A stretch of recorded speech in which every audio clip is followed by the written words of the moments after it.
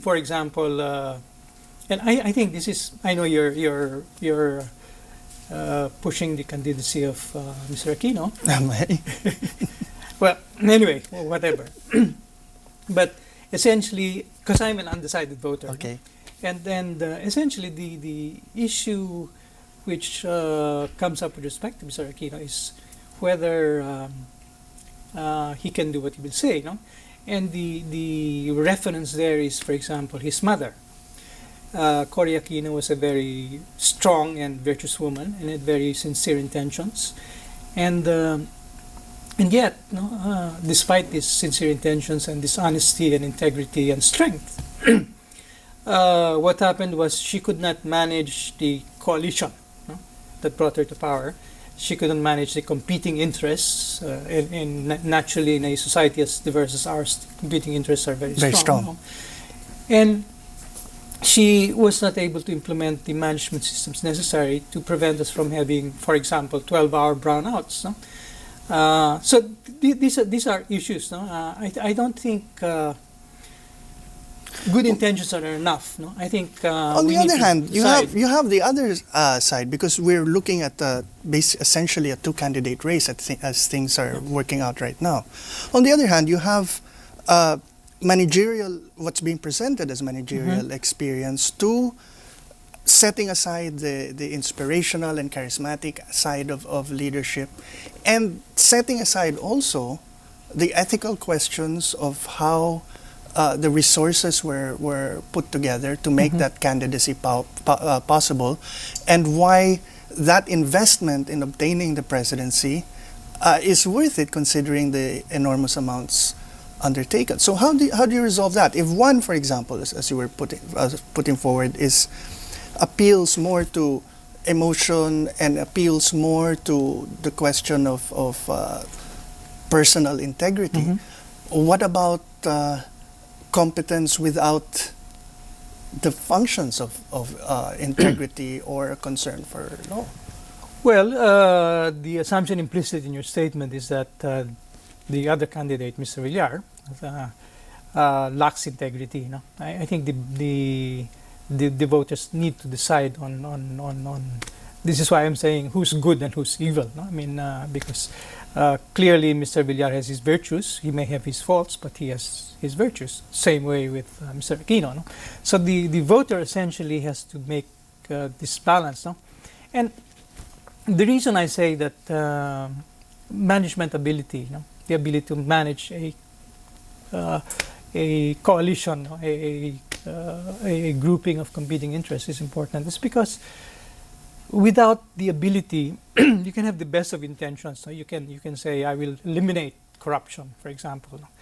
But eliminating corruption means being able to know that corruption is indeed taking place here or there, and being able to control it. No? Which brings up the political aspect. What separates, let's say, management and leadership in the private sector from the public sector? First of all, you're accountable to an entirely different group of stakeholders. And precisely as you were pointing out, you're managing a coalition which operates on in completely different dynamics. So, in your closing thing, how do you resolve the two, and as a voter? Actually, which is why managing government is far more complex than managing a single business enterprise, no matter how large, because the objectives are multiple, the stakeholders are so diverse, and the purposes are often at odds with each other. So this is why I think the ability, management competence, has a far more important role, because it's a far more difficult job. It's far easier to manage a company, a business enterprise, than to manage a government. And if you can, and essentially you need to be able to introduce and manage the systems that will allow you to manage. You can't just be in Malacanang and say, I want this, and assume that it's going to happen.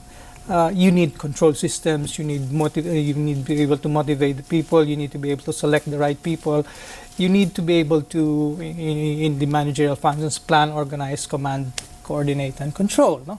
And being able to do this is what will allow you to achieve the objectives you want to achieve. But when without this, you can have the best of objectives, and it's not going to happen. You may want to eliminate corruption, but if you don't know that somebody's making a deal here or somebody's making a deal there, and you have no idea how to control this, or you don't have the systems to be able to control this, then the corruption is still going to be there, because there are many rackets around government. Conversely, unless you've mastered that system of making money, then in which case, how are you also going to be able to prevent others from following your path?